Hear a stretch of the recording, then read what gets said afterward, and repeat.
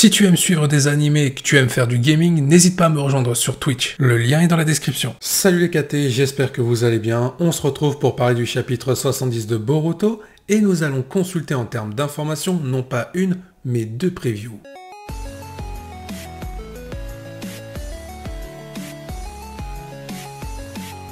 Au niveau des informations que nous allons voir dans quelques instants, vous en avez l'habitude, on va voir les dates de sortie du chapitre 70 sous ses différentes versions et où vous pourrez retrouver les premiers spoilers qui sortiront à partir du 15 mai. Ensuite, nous verrons les deux previews. La première a été laissée à la fin du chapitre 69 pour nous teaser ce qu'allait être le chapitre 70. La deuxième preview nous a été laissée dans le V-Jump afin de nous teaser un autre enjeu qui sera exploité dans le chapitre 70. Pour ce qui est des différentes sources, vous les retrouverez dans ma description, ainsi que leurs liens, on va avoir Adoljaldik, ainsi que Rocha Luna, sans oublier le V-Jump. Bien, il est temps maintenant de consulter les différentes informations et on va commencer par les dates de sortie du chapitre 70. Les dates de sortie du chapitre 70 de Boruto. Pour les informations officielles comme le titre, la cover et le résumé complet du chapitre 70, tout sera disponible à partir du 15 mai 2022 sur le serveur Discord de Manga News.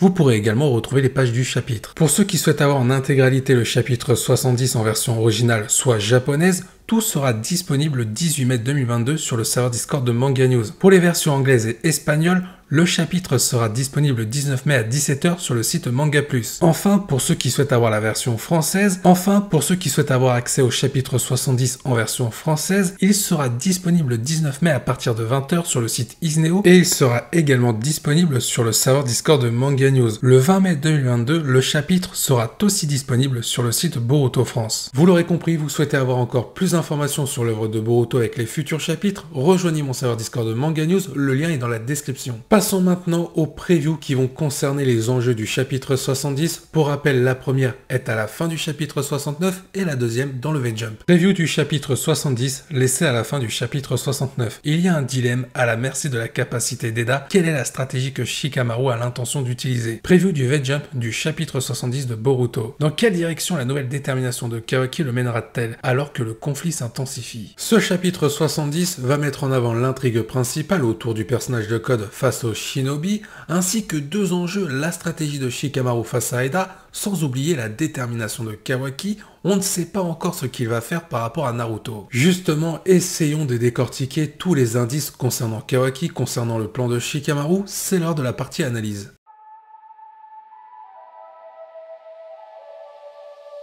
Pour commencer, nous allons parler du plan de Shikamaru. Sur court terme, c'est un plan qui permet de sauver Konoha, mais sur long terme, il peut y avoir des conséquences et signer carrément la fin du monde Shinobi. Car dans le plan de Shikamaru, il y a pas mal d'incertitudes et surtout la monnaie d'échange qu'est Kawaki par rapport à Eda. Déjà, avant de rentrer dans le vif du sujet, il faut comprendre la nature du plan de Shikamaru. Pourquoi il tente quelque chose comme ça, un petit peu dans le désespoir. Il a vu Amado se faire torturer et il sait très bien qu'Amado peut lâcher à tout moment la phrase qui permettrait à Code de retirer son limiteur et de récupérer toute sa puissance.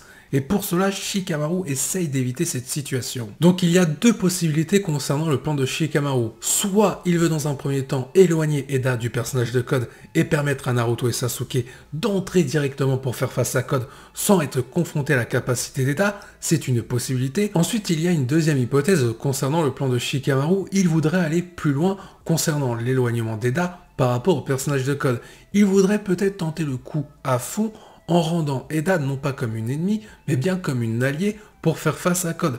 Car oui, si Eda est contre Code, Code est complètement foutu, on l'a bien vu. Sans Eda, Code aurait été battu par Shikamaru. En soi, la proposition, le plan de Shikamaru qui vise à retourner Eda contre Code est plutôt intelligente. Sauf que le problème, c'est Kawaki. Si, admettons, Eda finit par demander à Shikamaru de l'emmener à Kawaki, mais que Kawaki ne se trouve plus là où il devrait être, Shikamaru sera en danger, car Eda pourrait penser que Shikamaru se fout de sa gueule. Attention toutefois, cette hypothèse n'est pas forcément possible par rapport à la capacité d'Eda. Forcément, si elle demande à Shikamaru de l'emmener où se trouve Kawaki, ça ne sert à rien. Eda, par rapport à sa capacité, sait déjà où peut se trouver Kawaki et surtout comment le rejoindre. Il faut donc revenir à la source, la nature de la véritable proposition de Shikamaru. C'est bel et bien de détourner Eda face à Code en lui promettant Kawaki en plein milieu. Forcément, si Eda est alliée à Konoha, elle pourra rencontrer Kawaki tous les jours et lui faire plein de déclarations d'amour. Mais si Eda est du côté de Code,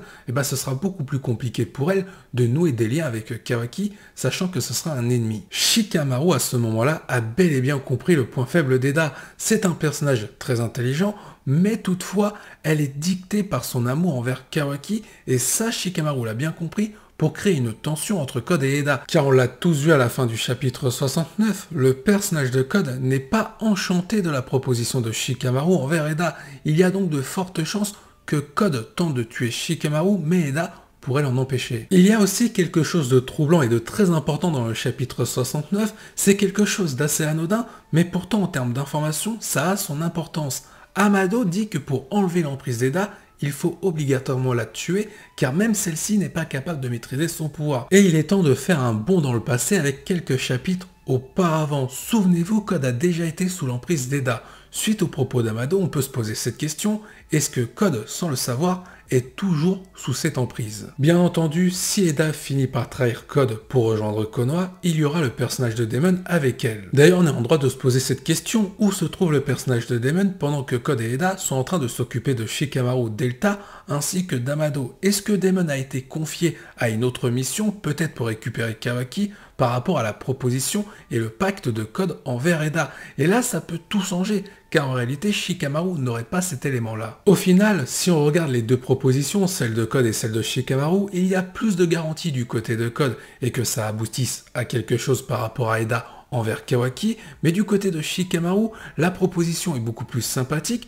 par rapport à Eda si elle était alliée à Konoha en étant aux côtés de Kawaki. Mais le problème, c'est qu'il y a beaucoup moins de garanties, car Kawaki est un élément totalement instable. Parlons-en justement de Kawaki, car on l'a vu dans le chapitre 69 avec un très beau parallèle, on retrouve Sasuke qui donne sa confiance pleinement à Boruto, alors que Naruto, ce n'est plus vraiment le cas pour Kawaki, pour lui expliquer la situation qui se passe à Konoha. Naruto n'a rien dit sur le fait que Code et Eda étaient présents à Konoha. Donc Kawaki pourrait le prendre de mal envers le personnage de Boruto. Alors pourquoi je dis que Kawaki pourrait avoir la haine envers Boruto? Il faut se rappeler la psychologie actuelle de Kawaki qui est une obsession à vouloir protéger à tout prix Naruto, peu importe la menace qui s'y trouve, qu'elle soit volontaire ou involontaire. Kawaki a tué Boruto par rapport à la menace qu'il représentait, c'est-à-dire Momoshiki. Boruto s'est laissé faire par rapport à cette relation de frère entre Boruto et Kawaki, sauf que Kawaki a en réalité fait ça pour protéger Naruto et pas par rapport à sa relation envers Boruto. Et c'est là qu'il y a une déchirure qui commence. De plus, dans le chapitre 69, Sasuke semble avoir compris que Boruto et Kawaki ne sont plus sur la même longueur d'onde par rapport à leurs convictions. Et il faut comprendre aussi que si Kawaki comprenait qu'il a déçu Naruto par rapport à ses actions, Kawaki chercherait un coupable. Et ce coupable, c'est Boruto, car au final, les actions de Kawaki se sont dirigées envers Boruto. Autre point aussi très important, le fait que Kawaki comprenne que Boruto a survécu grâce à son Kama, il va penser peut-être que Boruto est toujours une menace par rapport à Momoshiki, car en effet, Boruto est peut-être toujours une menace. Momoshiki ne peut plus réapparaître dans son propre corps, par contre, il a de grandes chances qu'il puisse prendre le corps de Boruto. Et si Momoshiki devait réapparaître pour tenter quelque chose contre Naruto, Kawaki pourrait s'opposer à Boruto. N'oublions pas encore une fois un détail, la relation de Naruto entre Kawaki par rapport aux sentiments qu'éprouve Kawaki à l'égard de Naruto comme un père sont décuplés par rapport à son obsession à vouloir le protéger.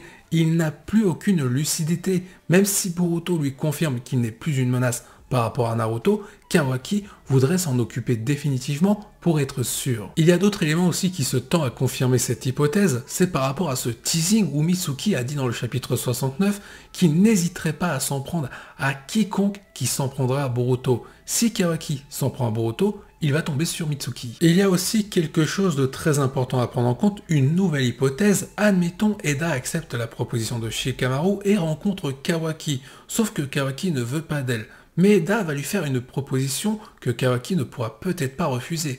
Eda va promettre à Kawaki de protéger quoi qu'il arrive Naruto, mais à une seule condition. Cette condition pourrait être en réalité de protéger Code et de servir ses objectifs, et Kawaki pourrait accepter peu importe ce qu'il devra faire afin de protéger Naruto. Encore une fois, son obsession a pris le dessus et il est prêt à tout pour le protéger, quitte à éliminer un frère, pas forcément pour les bonnes raisons, car là ce n'était pas le cas, il a éliminé Boruto pour protéger Naruto à cause de son obsession. Sauf qu'en réalité, Boruto pensait que Kawaki a fait ça par rapport à leur relation de frère. Au final, si on fait un constat, la prophétie de Momoshiki pourrait se réaliser par rapport à tous ces éléments qui vont s'entrechoquer. Et surtout, Momoshiki serait du coup à l'origine de cette prophétie par rapport au fait que Kawaki a tué Boruto à cause de Momoshiki. Je vous invite à donner votre avis en commentaire par rapport à ça.